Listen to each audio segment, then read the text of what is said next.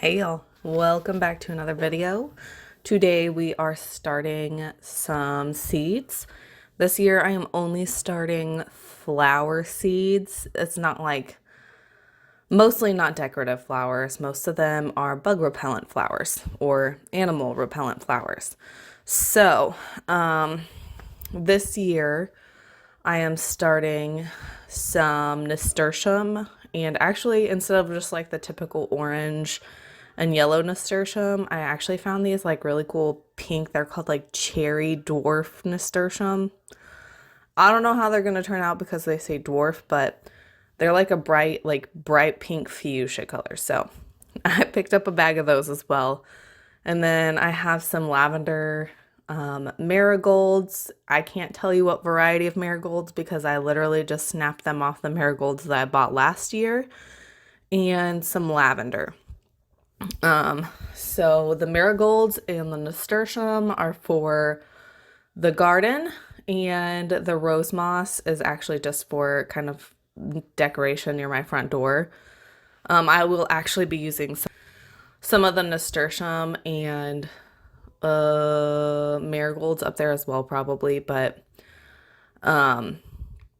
yeah, mostly the rose moss is just for decoration up towards the house. The marigolds and nasturtium are mainly for the garden, but nasturtium is also like a creeping or climbing plant. So I was gonna plant that in my stock tank because I really like something that like kind of grows over the edge. Historically, I have planted petunias in there. And by the middle of summer, they're like just going wild and growing over the edge. I really like petunias because they're a very low maintenance plant. But last year, I spent a bunch of money on petunias, and our very lovely little Luna dog, who really likes to dig, dug them all up. So I have to make sure I have like very well established plants in there. So I'm hoping if I get some nasturtium in there, maybe, I don't know. Maybe she'll just dig it up. Maybe she'll let it be. I've also considered buying, like, we have a farm and lawn, not farm and lawn store. That's not what I'm, like a farm and feed store here in town. And every year they have like giant pots of petunias. I was considering buying like a couple giant pots of petunias and then planting those in there because that would take up most of the space, and maybe she might leave it alone, but I never really know with her. So we'll see what I end up doing. But the nasturtium, if you don't know, they kind of deter like animals like deer and rabbits.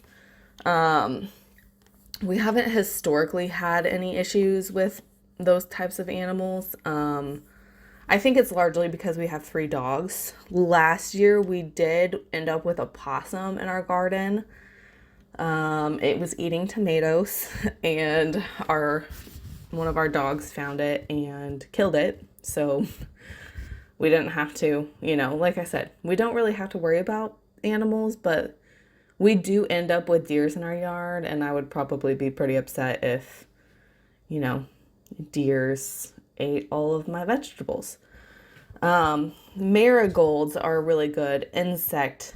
They're good for pollinators, like they attract pollinators and they attract ladybugs, but they detract, repel. They repel stuff like aphids and cabbage worms and all kinds of other bad bugs that you don't want in your garden. So I'm actually planting 2 trays of nasturtium, 2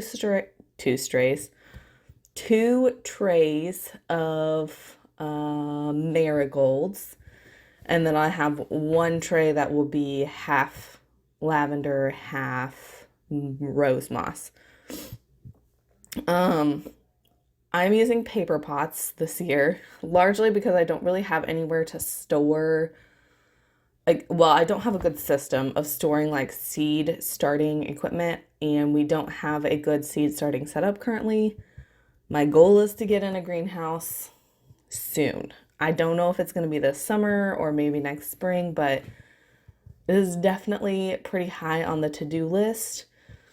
It's not happening this year or like, this spring. So, I'm just going to start these and I will bring them in and out as, the weather is too cold sometimes. So, we're just going to plant these and put them outside so they can get some sunshine and some, like today it's raining. So I put them outside and let it rain on them after I planted them.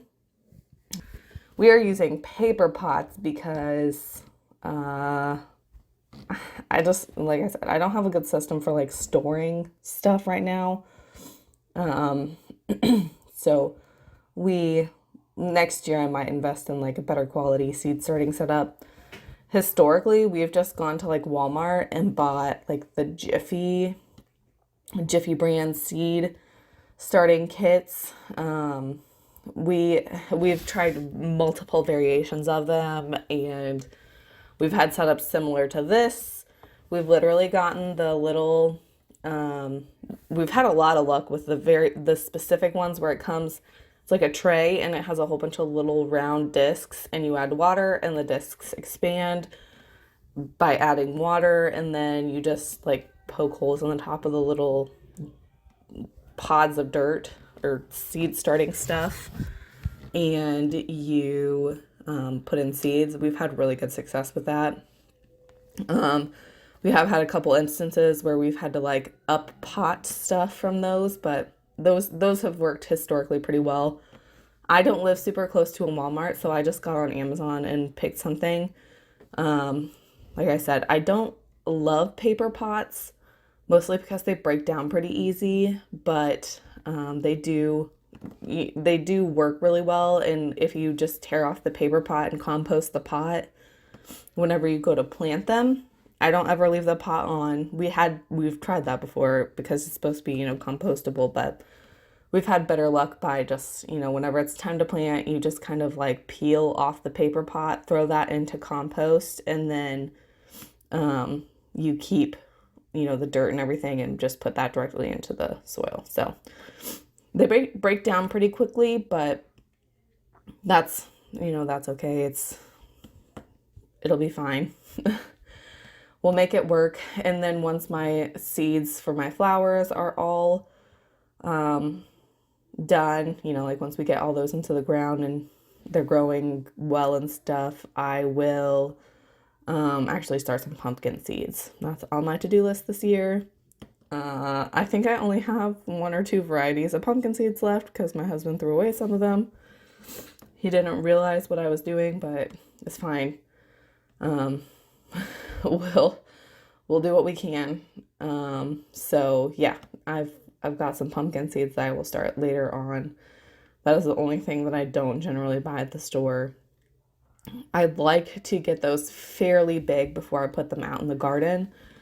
We historically lose a lot of our squash type plants to squash bugs and it's really a pain in the butt. So I would like to get plant pumpkin seeds kind of later in the season so that hopefully our squash bugs don't kill all of the pumpkins. So anyways, yeah, I have 2 very cute little helpers who are not the most helpful who are not the most helpful helpers sometimes, but I don't want to discourage their helpfulness, so I let them help. Also, like learning about planting seeds and learning about gardening. It's something, gardening is something that Cameron and I both enjoy, and it's something that we would like to instill in our children that, is an enjoyable thing. My grandma gardens, my dad gardens. It's something that I've grown up doing my entire life. I lived in Springfield for a lot of years, and in town. I lived in town of Springfield for about 5 years, and then we moved. No, it was not 5 years. It was only like 3 years or something. Anyways, So I didn't have any kind of garden, but I would come home and steal produce from my dad's garden and can it. Um, I I missed having a garden, and literally the second we moved into a house where I could start a garden, um, that is like within days of moving into that house, we went to Lowe's and bought vegetables to put in the garden. We moved into our house in Springfield on June 30th. That was the end of our lease for our apartment, and that was also the start of, the day we got to move into our house. So on June 30th, we moved into our house, and I'm pretty sure by like July 5th, I had bought vegetables and planted them in my garden. So I was just so excited to be able to have a garden. And then the next year, my husband and I spent, whenever I tell you hours, I mean like multiple days, multiple hours each time we were out there pulling all of the dang rocks out of our soil where we had tilled up a decent garden space. Because in Springfield, our yard was literally just rocks. It was so awful, but we spent hours outside digging and pulling up rocks, to make sure that our garden was going to be successful. And it was very successful. And we used that garden for a few years. And then we put in a really nice raised bed garden with a watering system. It was fantastic. And then we moved here, and it's just, one thing at a time. We have a garden. It's in. Last year we got to have a garden in our yard. The year before we tried to like manage my dad's garden. That did not. It's not conducive. Like a lot of times, like on weekends, will like, I'll put the kids down for a nap, and then I'll come out and weed and prune stuff and all that good stuff. And it's just not really an option whenever I have to drive a few miles to go to my parents' house to garden at their house. So that didn't work out super great. Last year, luckily, we got a garden in at our house. And we just, slowly, we increased the space a little bit more this year. And, I have a feeling by the end of the year, it'll be increased even more. So we both are very excited about gardening, and we want our kids to be excited about it too. Once it's, like summertime and our garden's really, producing stuff, my husband and the boys every morning while I'm getting ready, they'll just go outside um, and check the garden, pick anything that needs to be picked, and bring it in. And usually in the evenings, I'll go out and look at stuff, see what needs to be done. Does something need to be weeded? Does something need to be pruned? Does something specific need to happen out there for maintenance purposes? But for the most part, during the day, they go out and pick the garden. So, yeah. Anyways, my little helpers are helping out a whole bunch. I'm letting them plant the seeds. You can't tell they're very eager about it. All right, y'all. I think that's probably it for today. Don't forget to like and subscribe if you haven't already.